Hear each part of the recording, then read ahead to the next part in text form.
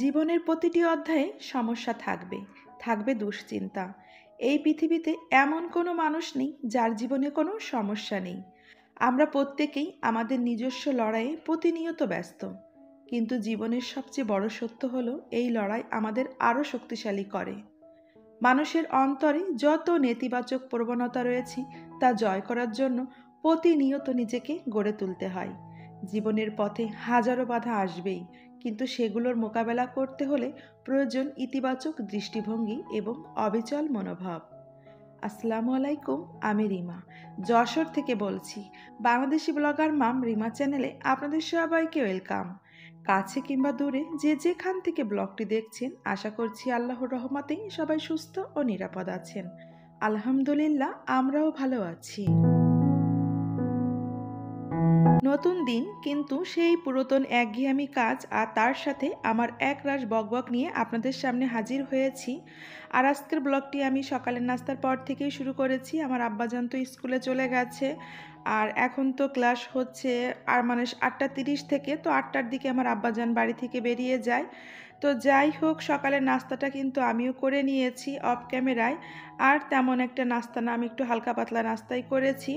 সকালে রুটি করেছিলাম, তো তারা তো বাবা ছেলে রুটি খেয়েছে, তবে আমি তো রুটি খাইনি। রুটি খেলে না আমার খুব কষ্ট হয়, মানে প্রচণ্ড গ্যাস বেড়ে যায়। তো যাই হোক, এখন এই যে আমার সেই পুরাতন একঘেয়েমি কাজগুলো আমি করে নিচ্ছি। আর এগুলো তো আমি প্রতিদিনই করে থাকি, আমার পুরাতন আপুরা জানে, তো নতুন আপুদের জন্য একটু বললাম। আর প্রতিদিন যদি বাসাটা মানে প্রতিদিন 1 ঘন্টা যদি বাসার পিছনে ব্যয় করা যায়, তাহলে কিন্তু সব সময় বাসাটা পরিপাটি থাকে, মানে এই ফার্নিচারগুলো কিন্তু একদম পরিষ্কার পরিচ্ছন্নভাবে থাকে।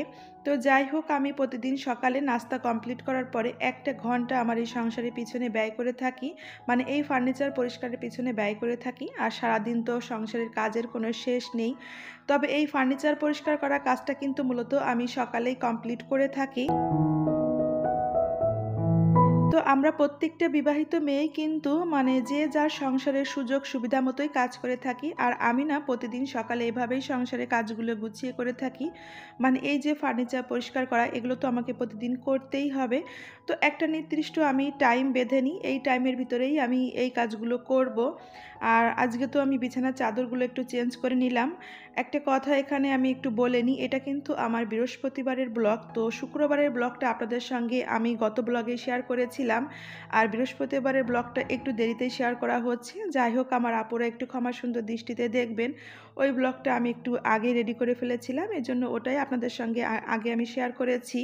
তো 2টা রুমের বিছানার চাদর চেঞ্জ করেছি। গেস্ট রুমের বিছানার চাদর তো আর মানে প্রতি সপ্তাহে চেঞ্জ করা হয় না, মাসে 1 দিন চেঞ্জ করা হয়।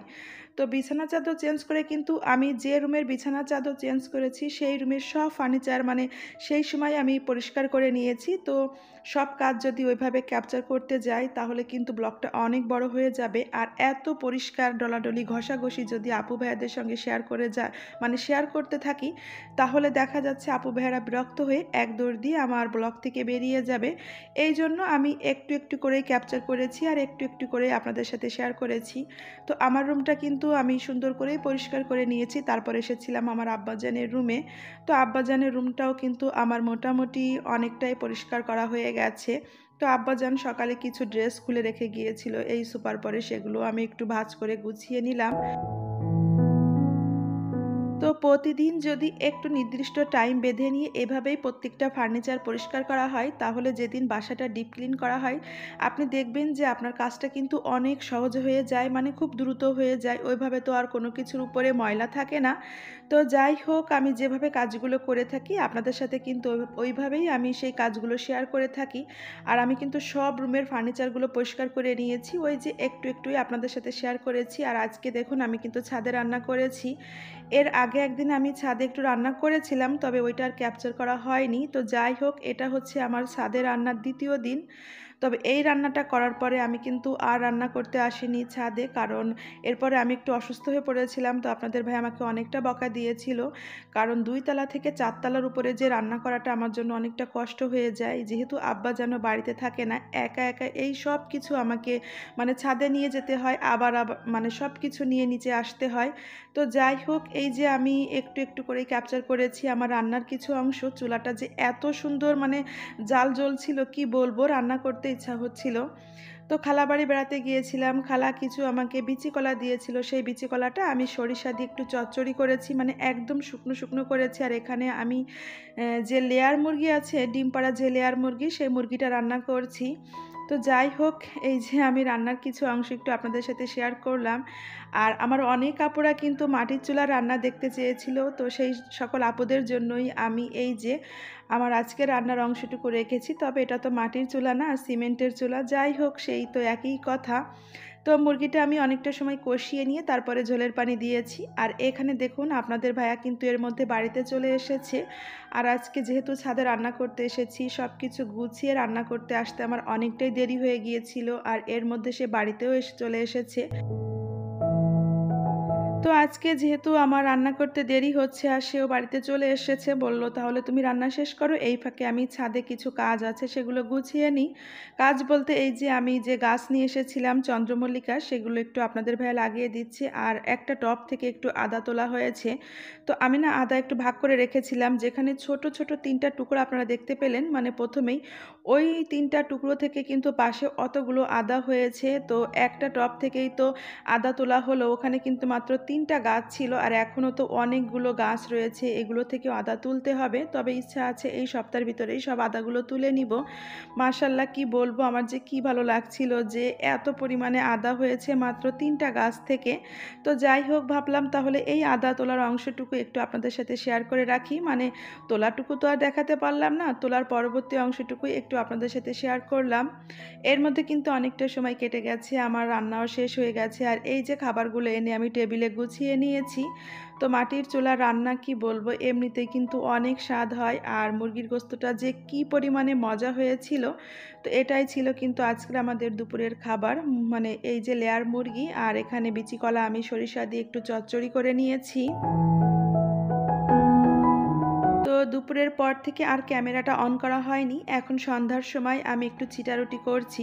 মুরগির গোস্ত, গরুর গোস্ত, যে গোস্তই রান্না করি না কেন, আমার আব্বাজানের একটু বায়না থাকে ছিটারুটির। তো সন্ধ্যার নাস্তা হিসেবে ছিটারুটি তৈরি করে নিচ্ছি। তো ছিটারুটি তৈরি করতে থাকি। আর এখন আপনাদের সাথে কিছু কথা শেয়ার করি। ডিসেম্বর মাস তো চলে গেল। আমার কিছু কিছু আপুদের ভিডিওগুলো আমি এতটাই মজা উপভোগ করেছি, কি বলবো। কেউ তো মানে বাবার বাড়ি গিয়েছে, কেউ শ্বশুর বাড়ি গিয়েছে, আবার কেউ বাবার বাড়ি শ্বশুর বাড়ি দুটো জায়গায় গিয়েছে। তো যারা দূর থেকে বাবার বাড়ি শ্বশুর বাড়ি আসে, মানে কি বলবো, একটা অন্যরকম ভালো লাগা কাজ করে। অনেক দিন পরে বাবার বাড়িতে আসা, অনেক দিন পরে শ্বশুর বাড়িতে আসা, সবার সঙ্গে সময় কাটানো, সবাইকে নিয়ে একটা অন্যরকম আনন্দ মুহূর্তে।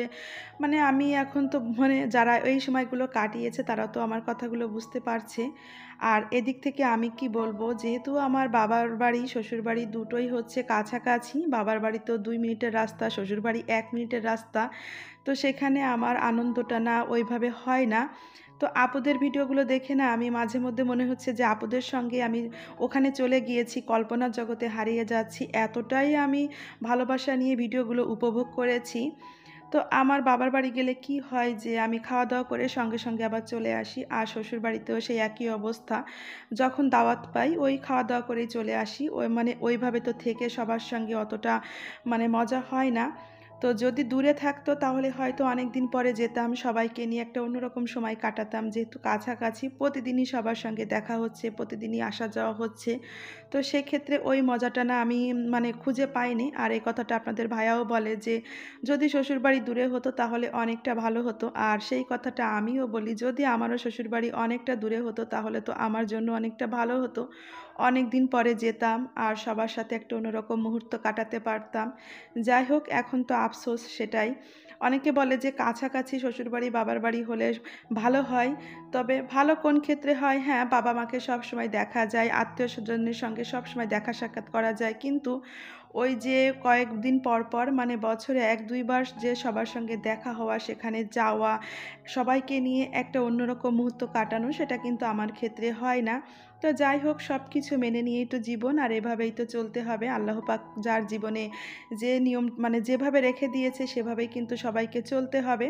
তো যাই হোক, অনেক কথাই আপনাদের সাথে আমি শেয়ার করলাম। আর এই কথার ভিতরে যদি কোনো কিছু আমি ভুল বলে থাকি, আমার আপু ভাইয়ারা একটু ক্ষমা সুন্দর দৃষ্টিতে দেখবেন। তবে একটা কথা, যে সকল আপু ভাইয়ারা গ্রামে গিয়েছেন শ্বশুরবাড়িতে, বাবার বাড়িতে, আমি না ওই সকল আপুদের ভিডিও যে কী পরিমাণে উপভোগ করেছি সেটা আমি এখন আপনাদেরকে হয়তো ওইভাবে বলে বোঝাতে পারছি না। তো বৃহস্পতিবারের কিছু অংশ আপনাদের সাথে শেয়ার করলাম। আর এখন এই যে আমি শুক্রবারে মেলাতে গিয়ে টুকিটাকি কি কেনাকাটা করেছিলাম সেগুলো একটু আপনাদের সাথে শেয়ার করছি। মেলাতে ঢোকার সময় একটা মুরব্বি চাচা গেটের পাশেই এই ঝুড়ি নিয়ে দাঁড়িয়েছিল। তো চাচার কাছ থেকে আমি ২ টা ঝুড়ি নিয়েছিলাম। আমার যে ঝুড়ি কি পরিমাণে পছন্দ হয়েছিল মানে কি বলবো। তো একটা আমার ভাবি বান্ধবীকে দিয়েছিলাম আর একটা আমি নিয়েছি। আর আমার ভাবি বান্ধবী আমাকে চুড়ি গিফট করেছে। তো কি বলবো, চুড়ি ২ টা যে আমার কি পরিমাণে পছন্দ হয়েছে, আর ভাবি বান্ধবী জানে যে আমি চুড়ির প্রতি একটু দুর্বল, এজন্য সে কিন্তু আমাকে চুড়ি গিফট করেছে।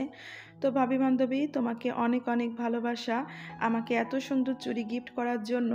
আর ওই যে মানে স্টলটা আপনাদের সঙ্গে একটু আমি বেশি করেই শেয়ার করেছিলাম, সেখান থেকে কিন্তু আমি এই ২ টা জিনিস নিয়েছি। তো খুবই কম দামে কিন্তু এই ২ টা জিনিস, একটার দাম হচ্ছে ৭০ টাকা আর একটার দাম হচ্ছে ৪০ টাকা। যাই হোক, ওই যে আমি আমার সাধ্যের মধ্যেই কিন্তু টুকিটাকি কেনাকাটা করেছি। কারণ মেলাতে যে জিনিসগুলো ওঠে কম বেশি কিন্তু আমার মানে বাসায় আছে, মানে ওইভাবে প্রয়োজন নেই। এইজন্য আমার যে জিনিসগুলোর প্রয়োজন ছিল আমি সেভাবেই একটু কেনাকাটা করেছিলাম। তবে খুবই সামান্য কেনাকাটা, আপনারা দেখলেই কিন্তু বুঝতে পারছেন। আর এখানে আমি একটা মশলাদানি নিয়েছি। মশলাদানিটা না আমার ভীষণ পছন্দ হয়েছিল, এইজন্য আমি এটা নিয়ে আসলাম। তবে এটাতে কিন্তু এখনও মশলা রিফিল করা হয়নি, এনে ওইভাবেই রেখে দিয়েছি। তো যাই হোক, আমি মেলাতে গিয়ে টুকিটাকি যা কেনাকাটা করেছিলাম সেগুলোই আপনাদের সাথে একটু শেয়ার করলাম। আর এখন কিন্তু ভিডিওর শেষ পর্যায়ে চলে এসেছি। তো আমার ভালোবাসার আপু ভাইয়াদেরকে আমি একটা কথাই বলছি, যদি আমার সম্পূর্ণ ব্লগটি দেখার পরে আপনাদের কাছে মনে হয় যে না, আমার ব্লগটি একটা লাইক পাওয়ার যোগ্য, তাহলে একটা লাইক অবশ্যই দিবেন। আর যদি আমি কোনো কিছু ভুল করে থাকি একটু ক্ষমা সুন্দর দৃষ্টিতে দেখবেন। তো সবাই ভালো থাকবেন, সুস্থ থাকবেন। আল্লাহ হাফেজ। আসসালামু আলাইকুম।